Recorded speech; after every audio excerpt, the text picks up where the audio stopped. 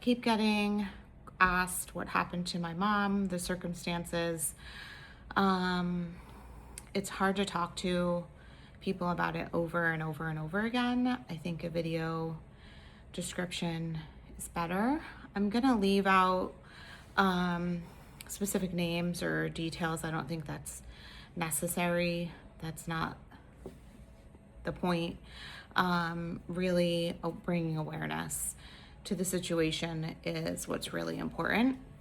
So some past medical history. My mom had a brain tumor when she was 17, so just out of high school, and that was operated on.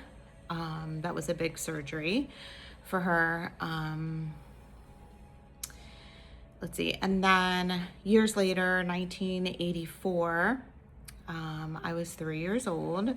She experienced symptoms of hydrocephalus and ended up having to get a shunt placed in her head. That was a major surgery. Let's see, after that surgery, she had to learn how to basically do everything again and had 3 children at home. Let's see what else. And then in 2023, that shunt malfunctioned. Basically, it stopped working. It was old material. So she was experiencing symptoms of hydrocephalus and had to have that shunt replaced.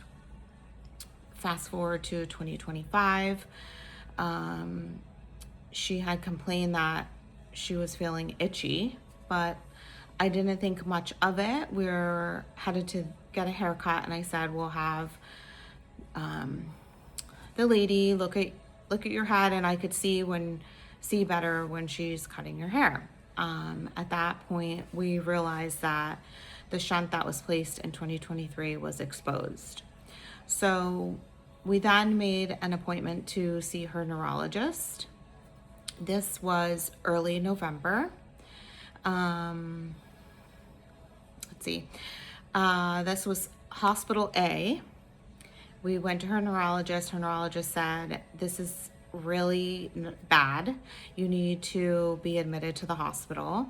The only way to be admitted to the hospital is through the ER. So we went through the ER, and she was in Hospital A.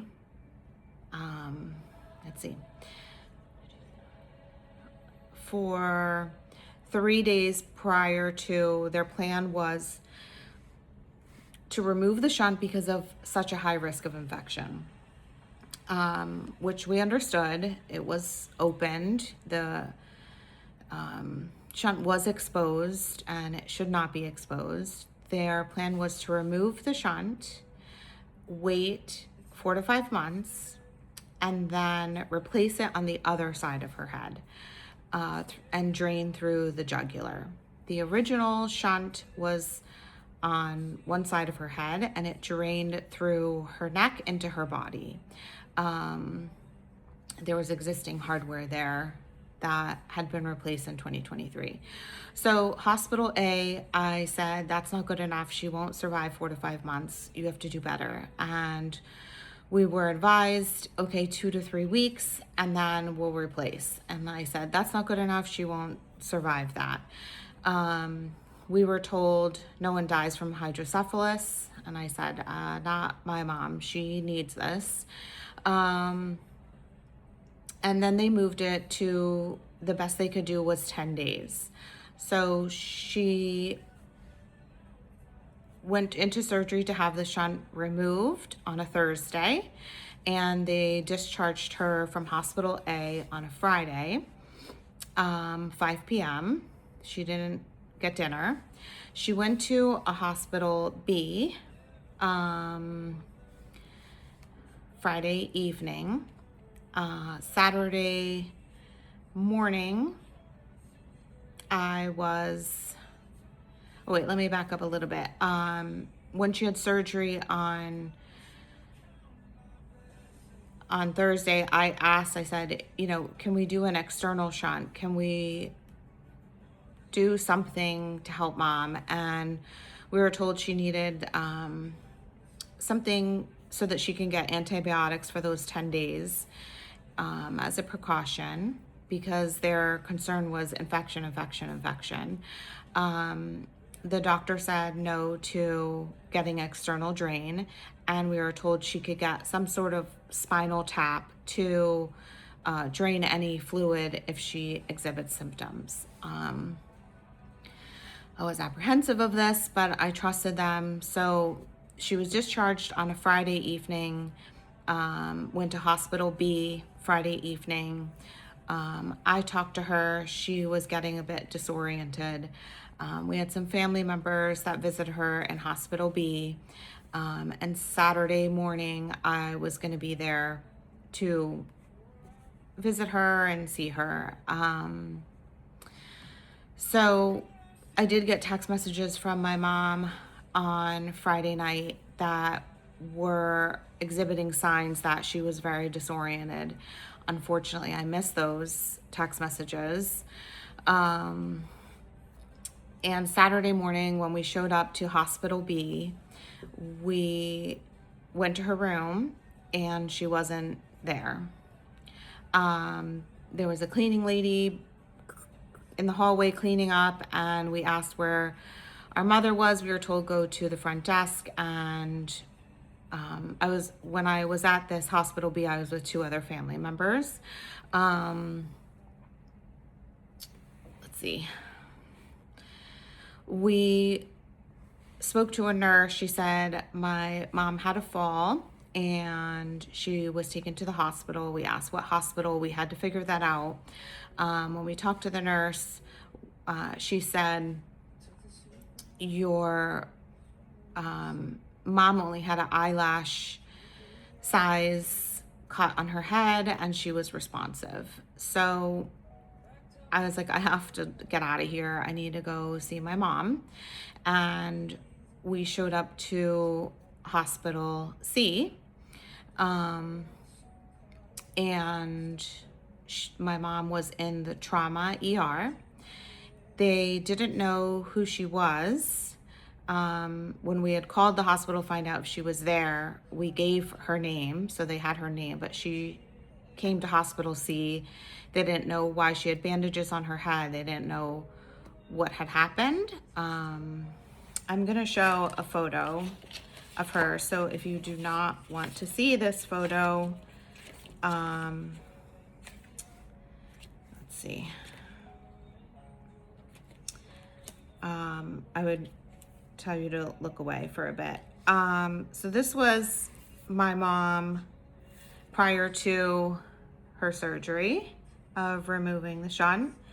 She was on her phone, happy, smiling, joking, talking with us.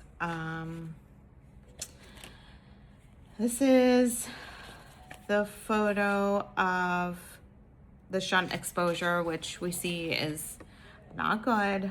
It's not good that that's like that. And then when I showed up to Hospital C, I'm gonna have you look away. If you do not want to see this, look away now. This was the photo of my mom, how she showed up to Hospital C. Don't look yet, I'm showing another photo. This was the eyelash size. This was not size of an eyelash. The bandages on her head are from the prior surgeries. Okay, you can look again. I took the photos away. Hospital C was amazing.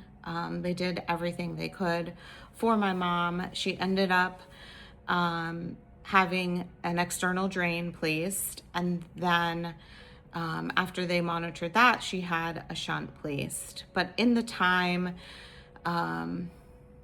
she was at the hospital, her signs and responsiveness just were not good signs. And then we had to make the decision to take her over to palliative care. Palliative care, and we had to make the decision to take her over to hospice. And in hospice, they said it wouldn't be long. We spent as much time we could with her, played her praise music, and I combed her hair and got her cleaned up. And then we removed her breathing tube, and let me see, that was around 9:30 p.m. And then at 12:18, her breathing slowed and her heart stopped, and she went peacefully to heaven, surrounded by us kids, her kids, and on FaceTime, some family members. So that is what happened to my mom. Kind of brief story about her past medical, what happened in the hospital, and which led to her passing. In the next videos, I'm gonna kind of go through my next steps that I had to take after this.